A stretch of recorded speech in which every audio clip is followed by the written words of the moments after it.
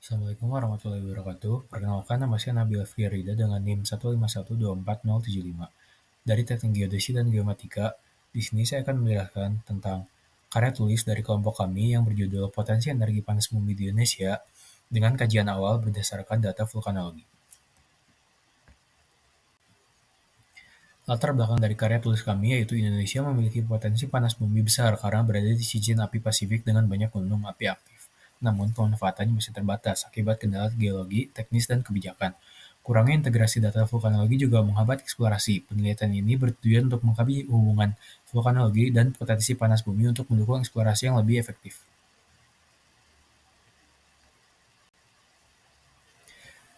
Tujuan penelitian ini yaitu mengidentifikasi daerah-daerah di Indonesia yang memiliki potensi energi panas bumi, menganalisis hubungan antara aktivitas vulkanik dengan potensi energi panas bumi, mencari tahu apakah energi panas bumi di Indonesia bisa dimanfaatkan, menganalisis tantangan dan pemanfaatannya, dan menjelaskan bagaimana proses vulkanologi menghasilkan energi panas bumi. Manfaat dari penelitian ini yaitu menambah pengetahuan tentang hubungan gunung api dan energi panas bumi, mendukung pengembangan energi terbarukan, membantu pemerintah dan pengusaha energi dalam mencari lokasi potensial untuk pengembangan panas bumi, mendorong perkembangan ekonomi, dan juga memberikan informasi penting yang dapat digunakan untuk mengatasi kendala dalam pengembangan energi panas bumi di Indonesia. Ruang lingkup kajian di karya tulis ini yaitu menganalisis potensi energi panas bumi di Indonesia dengan mengumpulkan karakteristik vulkanologi seperti gunung api dan aktivitas magmatik dengan sumber daya panas bumi yang ada. Tujuannya adalah untuk mengidentifikasi lokasi dengan potensi tinggi dan mengevaluasi tantangan pemanfaatan energi panas bumi di masa depan. Anggapan dasarnya ada tiga, yaitu sebaran gunung api di Indonesia yang berhubungan dengan potensi energi panas bumi, karakteristik geologi memengaruhi potensi dan energi panas bumi, dan data vulkanologi dapat digunakan untuk menilai dan memetakan potensi energi panas bumi secara lebih akurat. Hipotesis dari penelitian ini itu terdapat hubungan positif antara tingkat aktivitas vulkanik dan potensi energi panas bumi di Indonesia. Wilayah dengan gunung api aktif dan geologi seperti patahan atau zona subduksi cenderung memiliki potensi energi panas bumi yang lebih besar, dan penggunaan data vulkanologi yang akurat dapat membantu mengidentifikasi daerah dengan potensi energi panas bumi yang tinggi secara efektif. Metode dan teknik pengumpulan data yang kami gunakan di sini yaitu metode deskriptif dengan fokus pada analisis data vulkanologi dari PVMBG. Dan informasi yang dikumpulkan yaitu aktivitas gunung api, jenis vulkanik, dan potensi geotermal di berbagai wilayah Indonesia. Sistematika penulisan dari karya tulis kami yaitu ada 3 bagian awal yang berisi halaman judul, daftar isi, daftar gambar, daftar tabel, dan bab 1 pendahuluan. Yang kedua bagian inti yaitu bab 2 tinjauan pustaka dan bab 3 pembahasan. Dan bagian akhir yaitu bab 4 kesimpulan dan saran, daftar pustaka, lampiran, dan riwayat hidup. Penelitian terdahulu dari karya tulis kami yaitu penelitian panas bumi di Lombang, Sumeneb oleh Abdul Basit pada tahun 2014 yang menggunakan metode geolistrik yang menunjukkan hasilnya bahwa ada resistivitas rendah pada kedalaman 15-20 meter, yang menandakan panas bumi di Lombang diklasifikasikan sebagai panas bumi yang berjenis geopressure non-vulkanik. Lalu ada penelitian dari Sumotarto pada tahun 2024 di Sangkanhurip, Kuningan, yang menggunakan citra thermal inframerah untuk mengidentifikasi mata air panas. Dan data yang ditujukan bahwa efektivitasnya masih sebagai eksplorasi awal dari penggunaan thermal inframerah ini.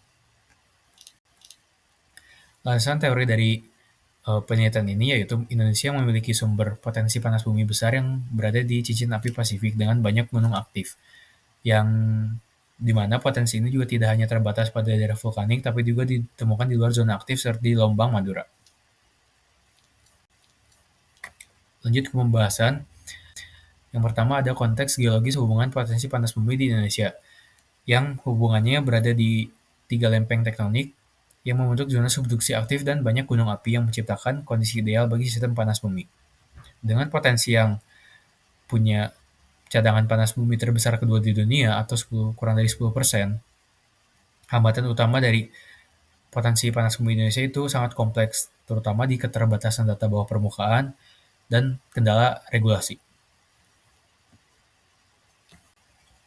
Lalu di sini ada karakteristik vulkanologi sebagai penentu potensi energi panas bumi. Yang dimana di sini ada jenis gunung apinya, yaitu contohnya stratovolcano yang berada di Gunung Salak dan Dieng, tipe aktivitas erupsi berulang, dan akumulasi material vulkanik. Potensi panas buminya tinggi. Lalu ada vulkanik kecil di Gunung Egon dan Gunung Mutis, yang tipe aktivitasnya fumaro aktif dan sumber air panas, lalu potensinya sedang. Lalu ada gunung api non-vulkanik yang berada di Gunung Jawijaya, Papua, tipe aktivitasnya tektonik dalam, dan potensi panasnya sedang atau geopressure. Lalu ada sebaran dan studi kasus wilayah potensial panas bumi. Yang pertama ada Pulau Sumatera di Gunung Sibayak, lalu ada Pulau Jawa di Dieng, Jawa Tengah, lalu ada Bali dan Nusa Tenggara di Gunung Rinjani, lalu yang terakhir ada Sulawesi, Maluku, dan Papua di Gunung Soputan dan Ambang, dan Gunung Jailolo. Lalu ada kendala dalam pengembangan energi panas bumi di Indonesia. Yang pertama ada kondisi geologi yang kompleks, keterbatasan data subsurface, tantangan sosial dan lingkungan, kendala finansial dan risiko investasi, dan yang terakhir hambatan regulasi dan perizinan. Lalu ada strategi dan rekomendasi pengembangan berkelanjutan. Yang pertama ada integrasi data vulkanologi, geofisika, dan geokimia, pendidikan dan peningkatan SDM geotermalnya, lalu ada reformasi dan regulasi dan kebijakan insentif, lalu ada eksplorasi panas bumi skala kecil, dan juga ada penyusunan regulasi khusus untuk panas bumi.